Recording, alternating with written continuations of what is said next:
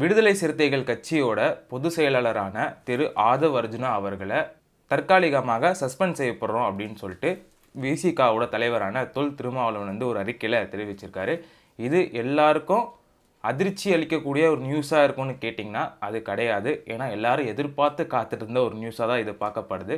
அதுக்கு காரணம் கடந்த 6ஆம் தேதி அம்பேத்கர் நூல் வெளியீட்டு விழாவில் திரு ஆதவ் அர்ஜுனா கலந்து கொண்டு அந்த ஒரு நூல் வெளியீட்டு விழாவில் சில விமர்சனங்களை எடுத்து வச்சதை ஒரு எதிரொலியாக தான் இந்த ஒரு விஷயம் பார்க்கப்படுறது கூட எடுத்துக்கலாம்.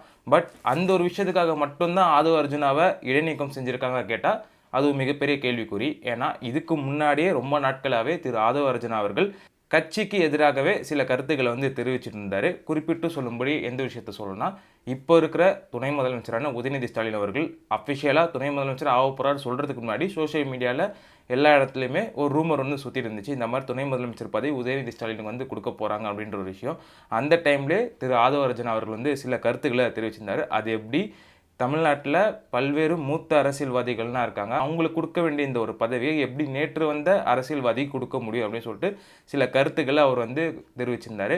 இந்த ஒரு விஷயம் அப்போவே ஒரு மிகப்பெரிய ஒரு சர்ச்சையை ஏற்படுத்திச்சு கூட சொல்லலாம். அது மட்டும் இல்லாமல் திருமாவளவன் அவர்கள் பேசின ஒரு ஆட்சி அதிகாரத்தில் பங்குன்ற ஒரு வீடியோவையும் அவர் ட்விட்டர் பக்கத்தில் அப்போ வந்து ஷேர் பண்ணி அதையுமே ஒரு சர்ச்சையாக உருவாக்குனார் கூட நம்ம எல்லாருக்குமே தெரியும். அந்த ஒரு டைமில் இந்த மாதிரி ஒரு நடவடிக்கை விசிகாலேருந்து எடுக்கப்படும் சொல்லிட்டு நிறைய பேர் எதிர்பார்த்து காத்துட்டு இருந்தாங்க. ஆனால் அந்த மாதிரி எந்த ஒரு நடவடிக்கையுமே எடுக்கப்படல.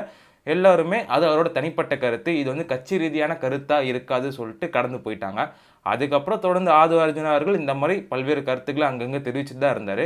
அதில் ஒரு படி மேலே போய் இப்போ கடைசியாக 6ஆம் தேதி அன்னைக்கு நடைபெற்ற அம்பேத்கர் நூல் வெளியீட்டு விழாவில் ஆதவ் அர்ஜுனா அவர்கள் கலந்து கொண்டு சில கருத்துக்களை தெரிவிச்சிருந்தார். அந்த ஒரு சில கருத்துக்கள்ன்றது இப்போ தமிழ்நாட்டை ஆளுகின்ற ஆளுங்கட்சியான திமுகவை விமர்சனம் பண்ணுற மாதிரி நிறைய கருத்துக்கள் இருந்துச்சு கூட சொல்லலாம். அது தொடர்ந்து பார்த்தீங்கன்னா அன்றைக்கி சோஷியல் மீடியாவும் சரி அரசியல் களமும் சரி ரொம்ப தீப்பற்றி எரியிற மாதிரி ஒரு ஸ்டேஜுக்கு போச்சு கூட நமக்கு எல்லாருக்குமே தெரியும்.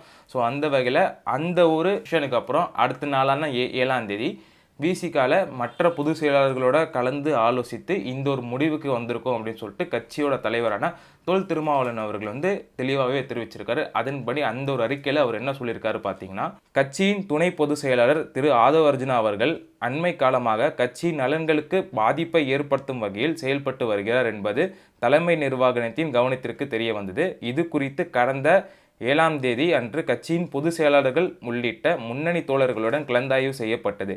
கட்சி தலைமையின் அறிவுறுத்தல்களையும் மீறி தொடர்ச்சியாக அவர் எதிர்மறையாக செயல்பட்டு வருவதும் அத்தகைய செயல்பாடுகள் மேலட்டமாக நோக்கினால் கட்சியின் நலன்கள் மற்றும் அதிகார வலிமை காரணத்துக்கான தோன்றினாலும் அவை கட்சி மற்றும் தலைமையின் மீதான நன்மதிப்பையும் நண்பகத்தன்மையும் கேள்விக்குள்ளாகும் வகையில் பொதுவெளியில் கடுமையான விமர்சனங்களை உருவாக்கியிருக்கிறது.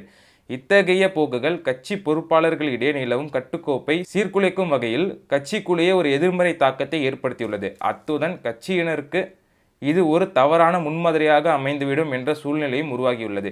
இத்தகைய சூழ்நிலை கருத்தில் கொண்டு கட்சியின் நலன்களை முன்னிறுத்தி கட்சி தலைவர் மற்றும் பொதுச் செயலாளர்கள் ஆகிய மூவர் உள்ளடங்கிய தலைமை நிர்வாக குழுவில் திரு ஆதவ் அர்ஜுனா அவர்கள் மீது ஒழுங்கு நடவடிக்கை மேற்கொள்வதென தீர்மானிக்கப்பட்டது. அதன்படி திரு ஆதவ் அர்ஜுனா அவர்கள் கட்சியிலிருந்து 6 மாத காலத்திற்கு இடைநீக்கம் செய்யப்படுகிறார் அப்படின்னு சொல்லிட்டு தொல் திருமாவளவன் ஒரு அறிக்கை ஒன்று கொடுத்துருக்காரு.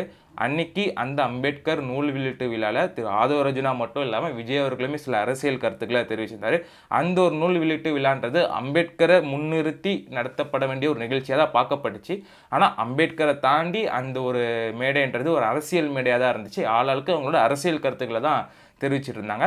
அந்த ஒரு அரசியல் கருத்துன்றது இப்போதைக்கு விசிகாவை பொறுத்த வரைக்கும் இப்போதைக்கு ஆட்சியில் இருக்க திமுகவோட கூட்டணி இருக்கிற பட்சத்தில் கூட்டணி கூட இருக்கிற கட்சியை விமர்சிப்பதுன்றது அரசியல் நாகரிகமாக கேட்டால் அது ஒரு மிகப்பெரிய கொஸ்டின் மார்க். அந்த ஒரு கூட்டணியிலேருந்து வெளியே வந்துட்டு ஒரு சில விமர்சனங்களை தெரிவிக்கலாம். ஆனால் அதே கூட்டணியோட இருந்துட்டு அந்த மாதிரி விமர்சனங்கள் தெரிவிப்புன்றது அந்தளவுக்கு ஒரு அரசியல் நாகரிகமாக இருக்காது சொல்லி நிறைய பேரோட கருத்தாகவும் இருக்குது. அந்த வகையில் அந்த ஒரு நிகழ்வுக்கு அப்புறம் தான் இந்த ஒரு முடிவுக்கு வந்து தொல் திருமாவளவன் வந்து இறங்கியிருக்காரு கூட நம்மளுக்கு எல்லாருக்குமே தெரியப்படுது.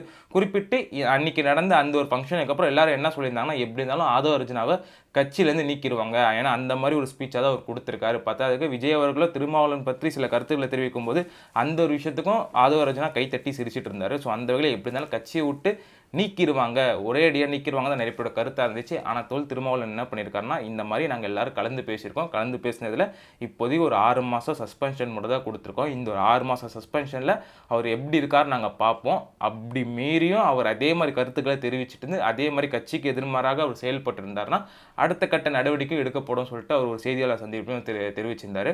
ஸோ அந்த வகையில் இந்த ஒரு பிரச்சனைன்றது இப்போதைக்கு தொல் திருமாவளவனால் ஒரு முற்றுப்புள்ளி வைக்கப்பட்டிருக்கு.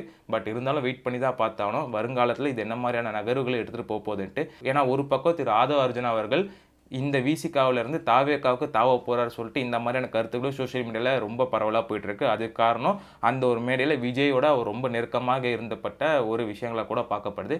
இருந்தாலும் நம்ம வெயிட் பண்ணி தான் பார்த்தோம் ஆதவ அர்ஜுனா அவர்கள் இந்த ஒரு விஷயத்தை உணர்ந்து விசிகாவிலே இருப்பாரா, அப்படி ஒரு வேளை திடீர்னு தாவேகாவுக்கு போவாரா சொல்லி நம்மளும் வெயிட் பண்ணி தான் பார்த்தோம்.